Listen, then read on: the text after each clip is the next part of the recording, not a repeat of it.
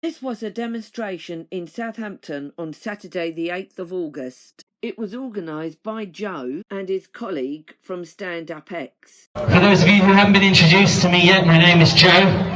And since the 23rd of March 2020, myself and millions of others around the country and the internet have started to protest the lockdown. We've marched alongside nurses, doctors, healthcare workers who have told us haunting stories of empty hospital wards whilst the mainstream media described wartime conditions.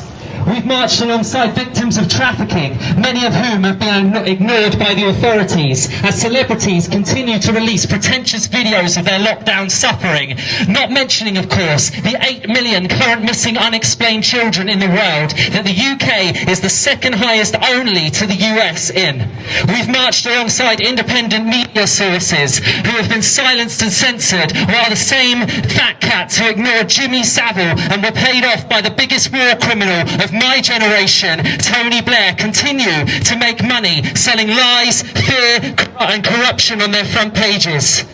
I've marched alongside those from low-income households whose businesses have been ravaged by the effects of lockdown, whilst Jeff Bezos and Bill Gates report financial gains the likes of which the world has never seen. I'm not telling you this information because I want you to feel sorry for any particular one group. I'm telling you this information because each and every one of us needs to open our eyes and realise if we don't stand up and fight tyranny and corruption in our own cities across the world, like our lives depend on it, then the next generation, our children, will. The very richest, the 1%, the elite, whatever you choose to call them, they own the media, they own the politicians, they own the church, and most importantly now, they own the pharmaceutical industry. We come here today as a group in peace, and even if you don't stand with what we believe, that is okay, because unlike the other side, we are not telling you what to do, we are just simply asking you to think for yourselves. Why has mass science U-turned so much in the last 3 months that they've gone from our health officials telling us that masks serve no purpose to face coverings becoming mandatory in all public places? Unless, of course, you want to get drunk or eat some fast food like behind us. Why have all of a sudden deaths by flu, pneumonia and other respiratory illnesses, which are all still huge killers by the way, all but disappeared throughout the UK, whilst flabbergasted families report that their loved ones who had no symptoms end up with COVID on their death certificates? And finally, why are cases of domestic violence, child trafficking, untreated cancer, hunger, poverty, sex offences and the neglected elderly on the rise worldwide, whilst all we do is focus on a virus that has a 99% survival rate? Yes. I promised myself today, no matter how many people turned up, that I would stand here in the city that I was born and hopefully bring together something that we can continue to do. I refuse to be masked, I refuse to be tracked, and I refuse to be traced. I refuse to trust the government and media that has continuously lied to me. Southampton, I do not consent. Thank you for listening and enjoy the rest of the afternoon. Let's get some more people up here. Come on. In legalese.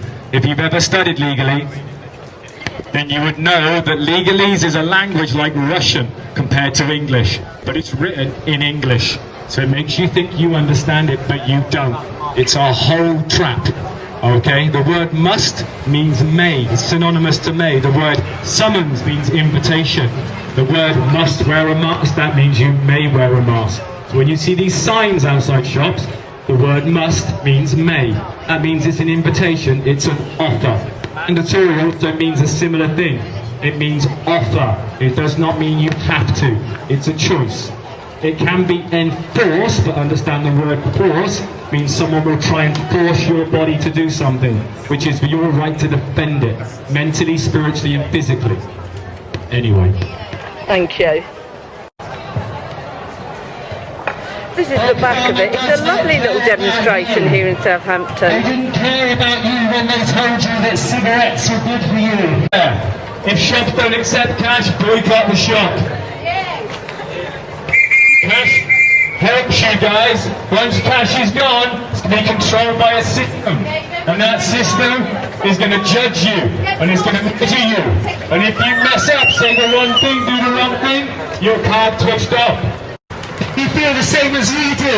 It is your fundamental right, if you are unhappy with the government and unhappy with the media, to take to the streets and protest. We are the people, we are the power, we are the 99. We don't want masks. We want our freedom. Jesus came and gave us freedom. Jesus came and gave us liberty. Now they're supposed to tell us that they care about us, and that's exactly why they're implementing all the tyranny that they are. We've got to wear masks, we've got to stay apart, etc., etc. Thank you very much. It was a great speech. Thank you.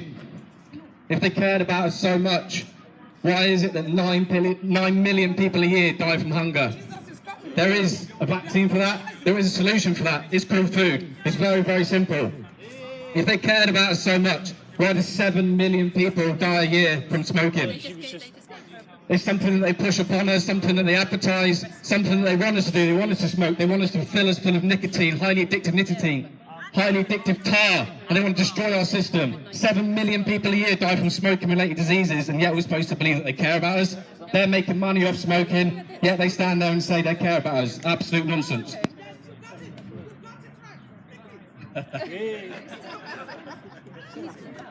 Furthermore, we have 2 million people a year who die from dysentery. That's basically poor sanitation, no access to water. Take off your masks, they're no good for you. Take them off, you don't need to wear them outside, you don't need to wear them at all. We see a lot of this as well with people. Yeah, take it off! Nice. We see a lot of this nonsense as well, people putting their mask underneath their chin. What on earth is that doing? Absolutely nothing, but people think that they need to wear them, so they'll just blindly put them underneath their chin. It's doing absolutely nothing for you at all. They say it's supposed to cover your nose and mouth. We're not going to get into too much of this science, and that's complete nonsense as well. But people will wear them around their ear or under their chin just to blindly comply to the legislation. And that's the legislation, not the law, something we'll talk about in a minute. When we're talking about more deaths, 3 million people a year die from alcohol poisoning and drinking-related deaths. But again, they publicly push that onto you, adverts, etc., make drinking sexy. Out you go, have a drink, get drunk. But 3 million people a year die. So all those added together is over 20 million people a year that die from things that they can sort out, yet they turn around to us and say that they care about us. Absolute nonsense. If we look at deaths at the moment, apparently it's around about 45,000 deaths, is it, at the minute in the UK? If you look, they make it up as they go along. They freely admit that they double count all their statistics. When someone dies, they put it down as the first death. Then when the death certificate comes in 2 weeks later, they put it down again. They also freely admit that even if you haven't been tested or you just presume to have COVID, they also say if you were tested in March, for example, and then hit by a truck in July, you would still go down as a COVID death because you were tested early in the year and presumed to have it. The fact that you've recovered from it, all this nonsense, you'll still go down as a coronavirus death. So that some people think that this tyranny is coming in because of all these deaths. But then if we look at places like Gibraltar, Gibraltar has 0 deaths. No deaths at all in Gibraltar, yet they are still under the same tyranny as us. So don't make out like it's because there's deaths everywhere when there's not. When Gibraltar, no deaths whatsoever. And they have tested 65% of their population, and only, I think it's like 35,000 people live in Gibraltar, only 188 cases from the last time I looked, 0 deaths. So don't tell me this is about a virus when it clearly isn't. If we look at also Victoria at the moment, we know in Victoria, Australia, they had a total of 193 deaths in Victoria. That's it, 193. UK, we've got 45,000 or something, 193 deaths, and we're seeing Victoria being locked down. They're on curfew, they can't go out, an hour exercise a day, etc., etc. Their population, 6.3 million people. So 193 deaths out of 6.3 million is absolutely nothing, and they're under huge amounts of tyranny.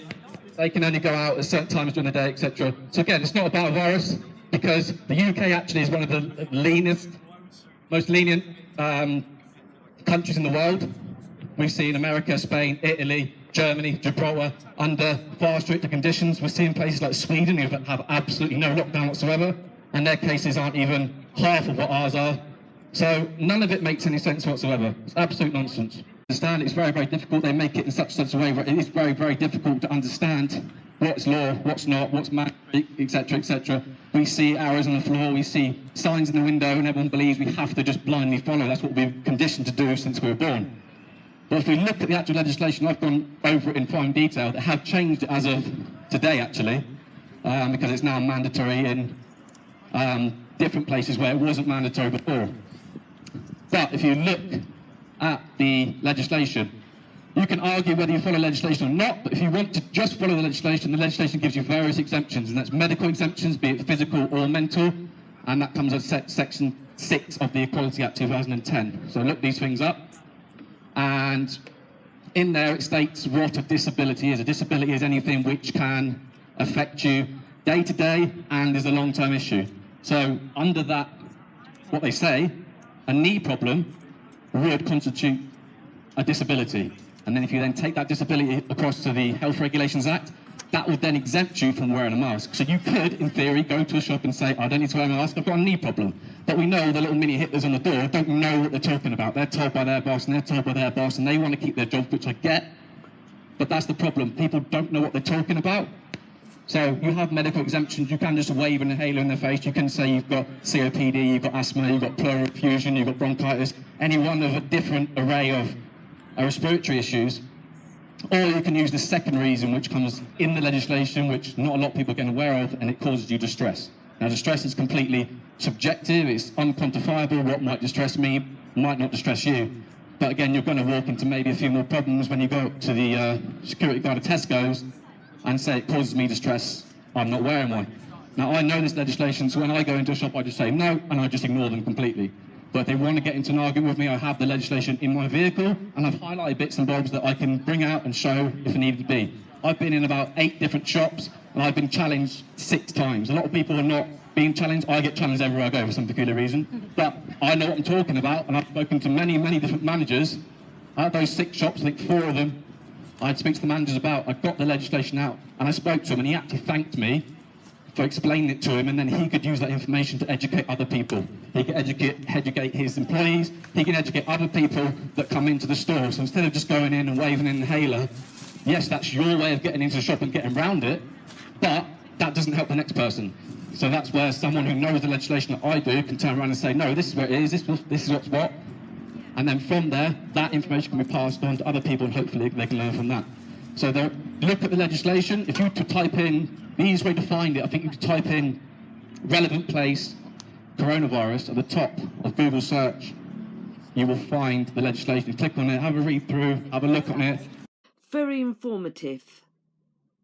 Everyone really appreciated what you both did. Thank you.